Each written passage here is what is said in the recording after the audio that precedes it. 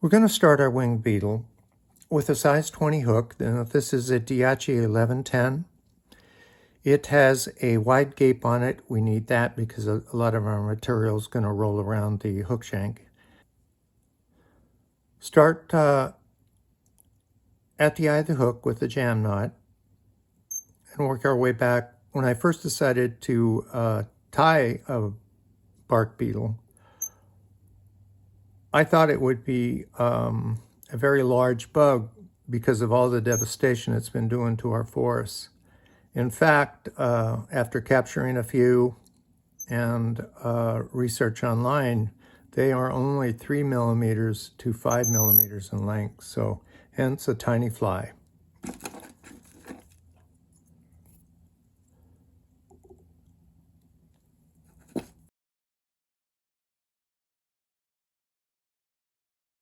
For our wing, we're using a product called Webwing. Now, this is a light done modeled color. Webwing does not spin your fly around when you cast. I've checked that out in a wind tunnel test, and it diffuses the light. So a couple of the things that we like in a wing, we get with the Webwing. Now I'm using a single piece to replicate both wings, and I've cut a piece just a little bit wider than the gape of the hook, and a little point so it makes it easier for us to capture. So put it up against the bend of the hook. We'll make a wrap. We'll center it where we want it. Take a look here. All right, and then tie that down all the way back to the bend of the hook. We'll lift him up.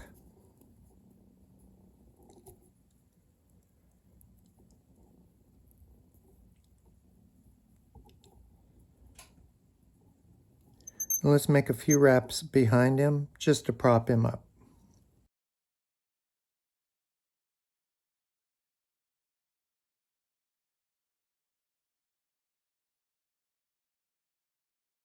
For our body, we're using a product called Bugskin. Now, Bugskin is a shaved, finished leather.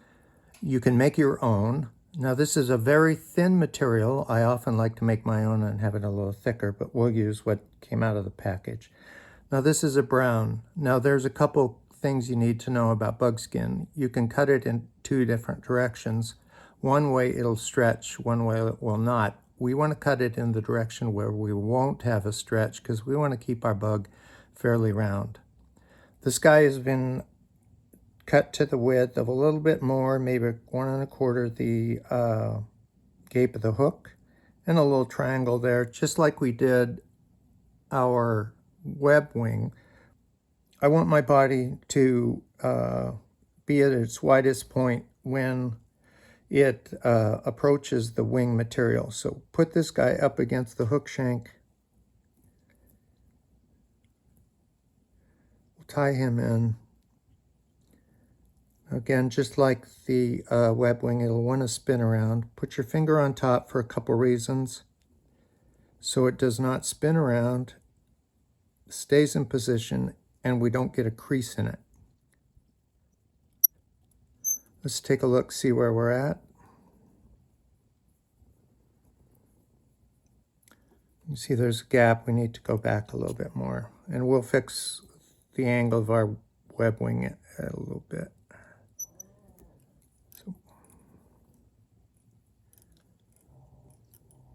And that's pretty good right there. All right. For our hackle and our legs, select a feather from the very base of a cock neck. You'll want to pick a piece that's about 1 1/4 in length. With the shiny side forward, we're going to lay that on top at 45-degree angle and tie that in.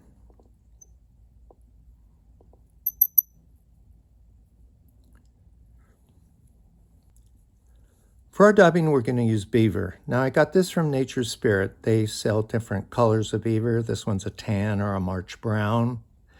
Now, beaver is a great fly tying material because of its small fiber diameter, and its ability to repel water. So we're going to put just a very small amount on here.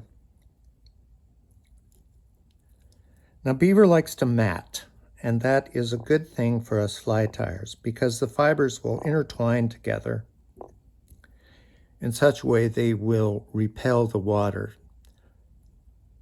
thus keeping any air trapped in the dubbing itself to make it float. So we're going to make a very, very tiny rope here. And hopefully you can see that. I'll bring it out to the side there. And we'll wrap that forward.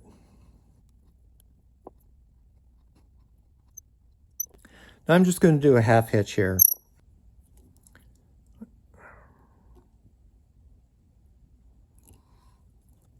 Use your hackle pliers. We'll want to wind this forward.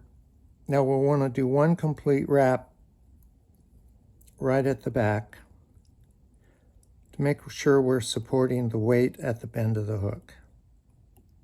And then work our way forward.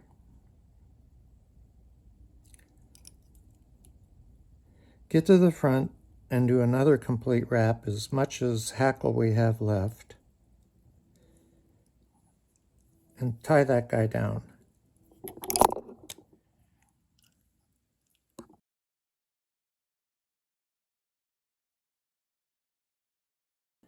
Pull everything back.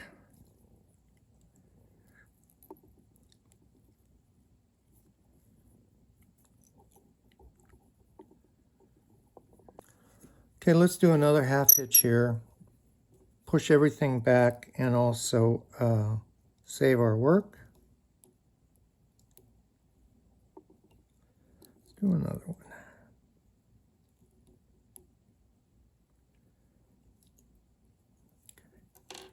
Take a little brush and make sure that all the fibers that might be trapped go out to each side.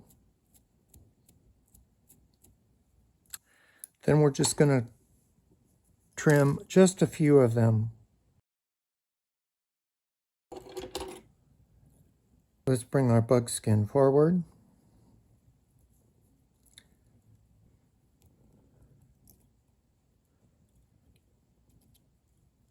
Now make a loose wrap.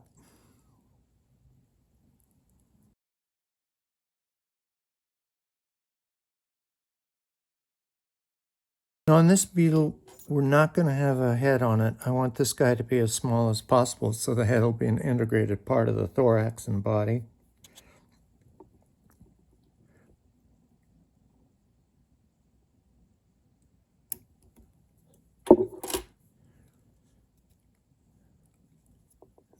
And I'm going to use a couple half hitches here.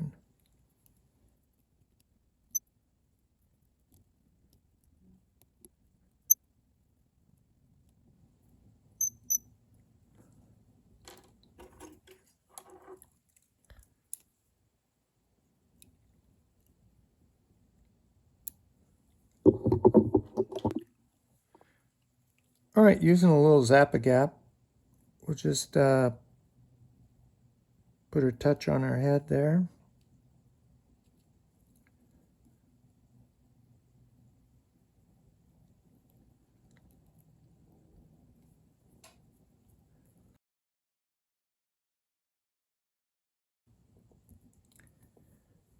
And then just right at the base in there. We don't want to wick up or anything. We'll just trim our wing. The wing is supposed to be about half the length of the bug. Just cut off the corners a little bit.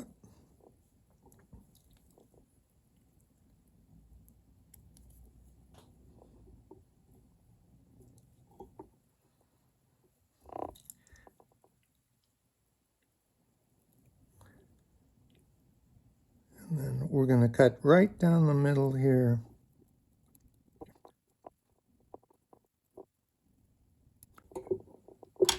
All right, there we have one bark beetle, and this one's not going to be ruining our forest.